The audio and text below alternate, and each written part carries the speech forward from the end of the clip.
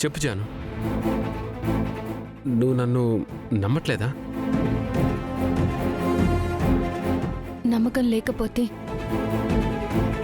మళ్ళీ మీ చెయ్యి ఎందుకు పట్టుకుంటాను సార్?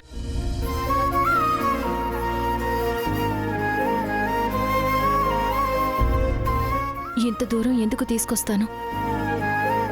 మరి మనం కొత్త లైఫ్ స్టార్ట్ చేయడానికి ఏంటి ప్రాబ్లం?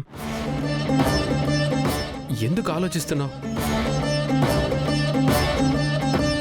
నువ్వక్కడ హ్యాపీగా ఉండు, ఇక్కడ నేను నా జానుతో హ్యాపీగా ఉంటా.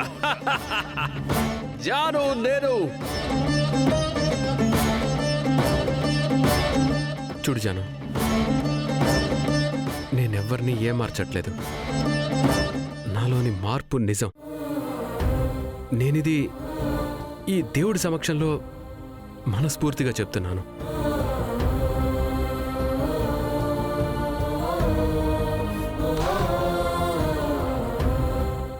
ఆగు జాను. అయ్యో బాబు, ఏంటయ్యా ఇది? నీ చేతికి రక్తకర్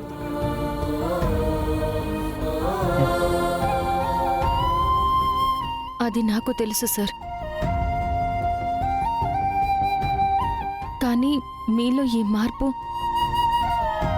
కలకాలం ఉంటుందా? ఖచ్చితంగా ఉంటుంది. ఇకపై మీ వల్ల కానీ మీ ప్రేమ వల్ల కానీ నాకు నా వాళ్ళకి ఎలాంటి ఇబ్బంది రాకూడదు. అసలు రాజ్ జాను. నన్ను ప్రేమించినట్టే నా ఇష్టాల్ని కూడా గౌరవించాలి. గౌరవిస్తాను, గౌరవిస్తాను. ఏ రోజు కూడా నా మనసుని బాధ పెట్టే పని మీరు అస్సలు చేయకూడదు.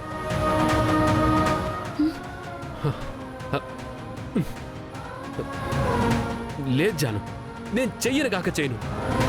నిన్ను ప్రేమించినట్టే నీ వాళ్ళని కూడా గౌరవిస్తాను. బంధాలు బంధుత్వాల విలువ అర్థం చేసుకుంటూ నిన్ను నీ వాళ్ళనే కాకుండా చుట్టూ ఉన్న వాళ్ళందరితో అభిమానంగా ఉంటాను. అందరి మెప్పును పొందుతాను. ఇందులో ఏ మార్పు ఉండదు. ఓకేనా? అలా అని నాకు మాట ఇవ్వండి.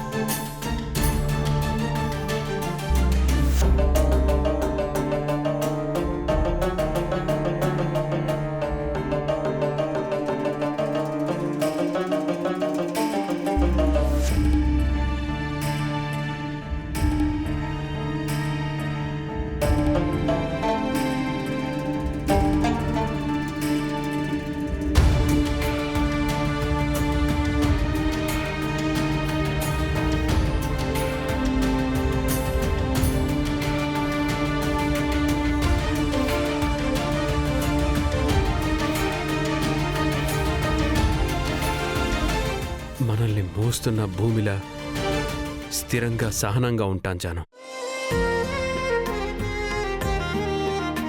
నీటిలా స్వచ్ఛంగా ఉంటాను. నిప్పులా నిజాలే మాట్లాడతాను.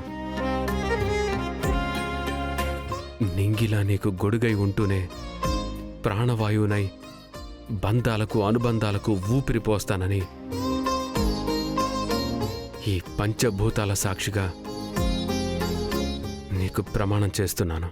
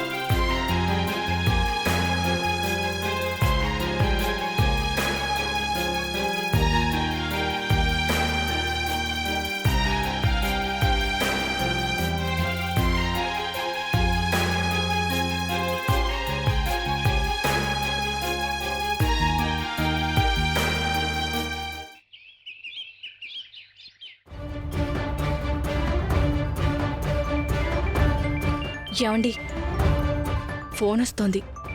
నా చెవులు ఏమైనా పోయినాయి అనుకున్నావా? నాకు వినిపిస్తుంది. వీడొకడు. బాబు నువ్వు కొంచెం స్పీడ్గా పోనీ.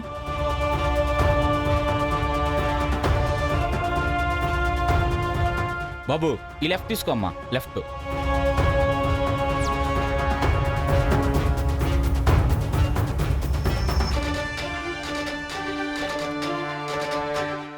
బాబు ఇక్కడే ఆపు.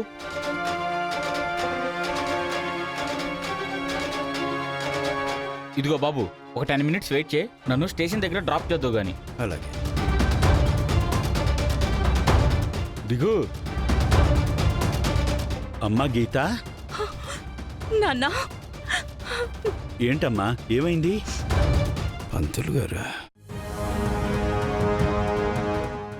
అల్లుడు గారు లోపలికి వెళ్ళి మాట్లాడుకుందాం రండి. నీ తొక్కలో మర్యాదల కోసం ఏం రాలేదు. నీ కూతురు నీకు అప్పగించి వెళ్దామని చెప్పి వచ్చాను. ఏంటి బాబు నువ్వనేది? బిడ్డ మెడలో తాలి పడిపోయింది, ఇంకా నా బరువు దిగిపోయింది అని బాగా రిలాక్స్ అయిపోయినట్టున్నావుగా. నువ్వు కట్నం కింద ఇస్తానన్న దాంట్లో ఇంకా 2 లక్షలు బాకీ ఉన్నావు. అది తీర్చాకే నీ కూతురుని తీసుకెళ్తాను.